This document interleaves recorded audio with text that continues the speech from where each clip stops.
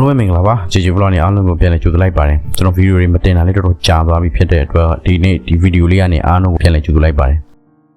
ဒီနေ့ပြောပြပေးသွားမယ့်အကြောင်းအရာကတော့ကျွန်တော်အခုခေတ်မှာတွင်တွင်ကြဲကြဲဖြစ်လာတဲ့ AI ကိုဘယ်ကစပြီးဖြစ်လာမယ်ဘယ်လိုစပြီးတိစောက်ရမယ်မသိခင်ကတည်းကကွန်ပျူတာ science နဲ့ဉာဏ်ရည်တုနည်းပညာကိုဖြစ်လာစေမယ့် algorithm တွေကိုမျိုးစေ့ချပေးခဲ့တဲ့ genius တယောက်ဖြစ်တဲ့ Alan Turing အကြောင်းကိုပြပြပေးသွားမှာပဲဖြစ်ပါတယ်အခုခေတ်က AI ခေတ်ဖြစ်နေတဲ့အတွက် AI ကဘယ်လိုစပြီးတော့ဖြစ်ပေါ်လာတယ်ဘယ်ကနေစဉ်းစားလာလဲဆိုတဲ့အကြောင်းအရာတွေကိုအားလုံးသိအောင်လို့ဘုဒ္ဓအနေနဲ့မျှဝေပေးသွားမှာပဲဖြစ်ပါတယ်သူကို1912ခုနှစ်ဇွန်လ23ရက်နေ့မှာအင်္ဂလန်နိုင်ငံလန်ဒန်မြို့မှာမွေးဖွားခဲ့ပါတယ်သူဟာသင်္ချာပညာရှင် computer scientist logician crypto analysis philosopher နဲ့ theoretical biologist ဆိုတဲ့ဘာသာရပ်နယ်ပယ်တွေကပါရမီရှင်တစ်ယောက်ဖြစ်ပါတယ်Alan Turing ဟာညီကိုနှစ်ယောက်ရှိပြီးတော့သူကအငယ်ဖြစ်ပါတယ်။ငယ်ကလေးကသင်္ချာဉာဏ်စမ်းတွေကိုသဘောကျတဲ့သူတစ်ယောက်ဖြစ်ပြီးသူ့မှာယူကြောင်ကြောင်နဲ့လူတွေသိမသိသေးတဲ့ထူးဆန်းတဲ့အချင်းတွေလည်းရှိပါတယ်။သူဟာအားကစားသမားတစ်ယောက်လိုလည်းတက်ကြွဖြတ်လက်ပြီးတော့ဉာဏ်လည်းအရန်ကောင်းတဲ့အတွက်သူ့ကြောင်အုပ်က public school တွေမှာတက်နေမင်းအတွက်ချိန်ကုန်သေးတယ်လို့တော့ပြောခဲ့ပါသေးတယ်။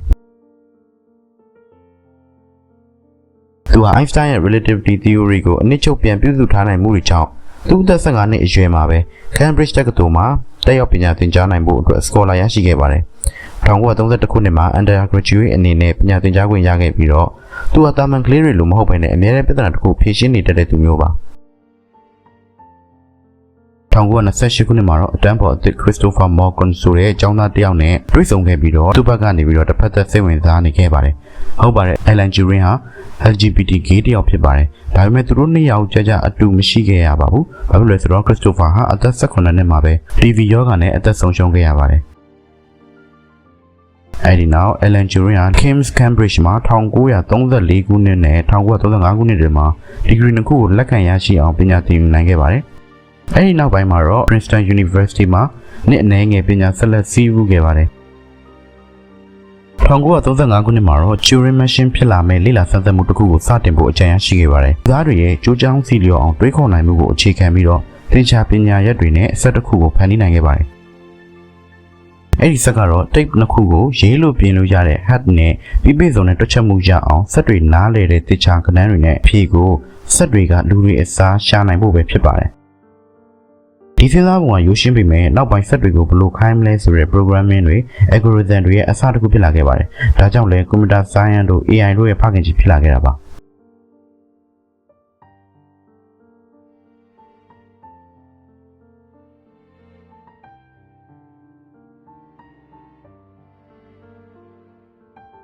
1939ခုနှစ်စစ်ကြီးဖြစ်ဖို့အရေးအယောင်တွေပြလာတဲ့အချိန်မှာတော့crypto နည်းပညာဝက်စာဖော်တဲ့ဌာနမှာအလုပ်လုပ်ဖို့အတွက်အင်္ဂလန်နိုင်ငံကိုပြန်သွားခဲ့ရပြီး Wesley ပန်းချံဌာနမှာအလုပ်ဝင်လုပ်ခဲ့ပါတယ်။သူကဒုတိယကမ္ဘာစစ်မှာဂျာမန်တွေရဲ့ Enigma ကုတ်တွေကိုရအောင်ဖြေရှင်းပြီးတော့လူပေါင်းများစွာရဲ့အသက်ကိုကယ်တင်နိုင်ခဲ့တဲ့သူတစ်ယောက်လည်းဖြစ်ပါတယ်။ဒုတိယကမ္ဘာစစ်မစခင်ကတည်းကဂျာမန်စစ်တပ်ကသူတို့ရဲ့သတင်းစကားပေးပို့တဲ့စနစ်ကိုကြားဖြန့်ဝေရောက်ပြီးတော့မနားထောင်နိုင်အောင် Enigma Machine ဆိုတဲ့စက်တွေနဲ့ဆက်သွယ်ခဲ့ကြပါတယ်။ဒီစနစ်ကစကားလုံးတစ်ခုကိုလူတွေနားမလည်နိုင်အောင် encrypt လုပ်ထားတဲ့နည်းနဲ့အသုံးပြုကြတာပဲဖြစ်ပါတယ်။ဒီဆက်ရဲ့ keyboard ပေါ်မှာစကားလုံးတစ်ခုကိုရိုက်လိုက်တိုင်းရိုက်နေတဲ့စကားလုံးကိုပြပေးတာမဟုတ်ဘဲနဲ့တခြားမတူညီတဲ့စကားလုံးကို generate လုပ်ပြီးတော့ landboard ဆိုတဲ့မီးလင်းတဲ့ပုတ်ပြပေါ်မှာ signal လေးတွေဖော်ပြပေးပြီးတော့ကုတ်တွေအဖြစ်ပြောင်းလဲပေးတာပဲဖြစ်ပါတယ်။ဒီစကားလုံးတွေရဲ့24နာရီအတွင်းဖြစ်နိုင်ခြေတွေက150နောက်မှာ318လုံးရှိတဲ့အထိအရေအတွက်များပြားလွန်ပါတယ်။ဒါကို quadrillion လို့ခေါ်ပါတယ်။ဒီတော့သင်ဟာဒီကုတ်တွေကိုဖြည့်ရှင်းဖို့သူသုံးထားတဲ့ algorithm တွေကိုမသိဘူးဆိုရင်ဒီဘက်က computing power မြင့်တဲ့ computer တွေကိုသုံးပြီးတော့ brute force နည်းနဲ့တွက်ထုတ်မယ်ဆိုရင်တော့မှနည်းနဲ့ချီပြီးတော့ကြာမှာပဲဖြစ်ပါတယ်။ brute force ဆိုတာကတော့အလွယ်ဥပမာပေးရရင်ကိုယ့်ရဲ့ password က Apple ဆိုပါတော့ A ဆိုလို့ရှိရင် A အကြီးကိုဆက်တွေနားလဲတဲ့အထိတစ်လုံးချင်းတိုက်စစ်တဲ့နည်းနဲ့ password အကုန်လုံးကိုဖော်ထုတ်ပေးတဲ့နည်းပဲဖြစ်ပါတယ်။ဒီနည်းကတော့ရိုးရိုး password တွေအတွက်တောင်မှအတော်ကြာတဲ့နည်းပဲဖြစ်ပါတယ်။ပြီးတော့ Enigma ကုတ်တွေဖြစ်နိုင်ခြေတွေကလည်းနောက်တစ်ရက်ကူးသွားတယ်ဆိုလို့ရှိရင်အသစ်တစ်ခုပြောင်းသွားမှာပဲဖြစ်ပါတယ်။စကားလုံးတစ်လုံးနဲ့ကိုနှစ်ခါနှိပ်လိုက်တယ်ဆိုရင်လည်းတူညီတဲ့စကားလုံးကထက်ကြလာမှာမဟုတ်ပါဘူး။စကားလုံးတစ်လုံးရိုက်ပြီးတိုင်းဆက်မှာပါဝင်တဲ့ပင်နံ3ခုကလှည့်စီချိန်သွားပြီးတော့ဆက်သွယ်ထားတဲ့ circuit တွေရဲ့ wire လမ်းကြောင်းတွေကိုပြောင်းလဲသွားစေမှာဖြစ်တဲ့အတွက်စကားလုံးတစ်ခုတည်းကိုနှစ်ခါနှိပ်တယ်ဆိုရင်လည်းတခြားမတူညီတဲ့ကဏ္ဍပဲထက်ကြလာမှာပါ။စစ်အတွင်းမှာတော့ UK ကဂျာမနီကိုစစ်ကြေညာတဲ့အချိန်မှာ Turing က Bentley ပန်းချံမှာဒီကုတ်တွေကိုအပြေရှာဖို့အတွက်နေရာတစ်ခုလုပ်ပေးဖို့တောင်းဆိုခဲ့ပါတယ်။ အဲ့ဒီနောက်မှာတော့ဂျူလင်းကပို့ပြီးတော့တွက်ချက်မှုအားကောင်းတဲ့ decryption machine လို့ခေါ်တဲ့ bomb ဆိုတဲ့ machine ကိုစတင်ဖန်တီးခဲ့ပြီးတော့သူ့ရဲ့တင်းတစ်ခုနဲ့စတင်လှုပ်ရှားရပါတော့တယ်ဒီအတော်အတွင်းမှာဂျာမန်တွေကလျှို့ဝှက်ကုတ်တွေပို့လိုက်သူတို့ကဂျာဖက်ဖော်ထုတ်လိုက်တဲ့အလုပ်တွေရှုပ်နေခဲ့ပါတယ်ဘယ်အချိန်မှဘယ်နေရာကိုစစ်တိုင်မယ်ရိတ်ခါတွေဘယ်လမ်းကြောင်းအောင်ပို့မယ်စတဲ့စစ်ရေးသတင်းအချက်အလက်တွေကိုဖော်ထုတ်ပြီးတော့တံပြန်ပြူဟာတွေရေးဆွဲရပါတယ်တချို့ကံကောင်းတဲ့ရက်တွေဆိုလို့ရှိရင်မိနစ်ပိုင်းနဲ့အဖြေရခဲ့ပေမဲ့တစ်ခါတလေဆိုလို့ရှိရင်တစ်နေ့လုံးဘာမှမရတာမျိုးတွေလည်းရှိပါတယ်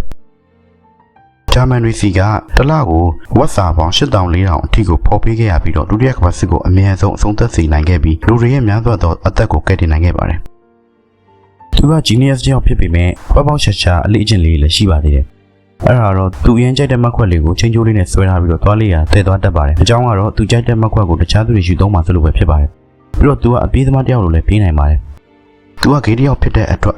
1968ခုနှစ်ရဲ့လူမှုအတိုင်းအဝိုင်းစံနှုန်းတွေအရတဘာဝနဲ့ကွဲလွဲနေတဲ့ဆိုရင်ရာဇဝတ်မှုမြောက်တဲ့အတွက်အယ်လန်ဂျူရင်းကိုဖမ်းဆီးခဲ့ပြီးတော့အလုပ်ကနေရပ်နာစေခဲ့ပါတယ်ပတ်ဝန်းကျင်ဖိအားပေးမှုတွေအစိုးရရဲ့ပြစ်ဒဏ်တွေနဲ့ဟော်မုန်းတွေပြန်တက်လာအောင်လုပ်တဲ့ကုသမှုကုထုံးတွေကြားထဲမှာစိတ်တက်ကြပြီးတော့နောက်ဆုံးမှာဆန်ရနိုင်တုတ်ထားတဲ့ပန်းသီးကိုစားပြီးတော့ကိုတေချောင်းကြံခဲ့ပါတယ်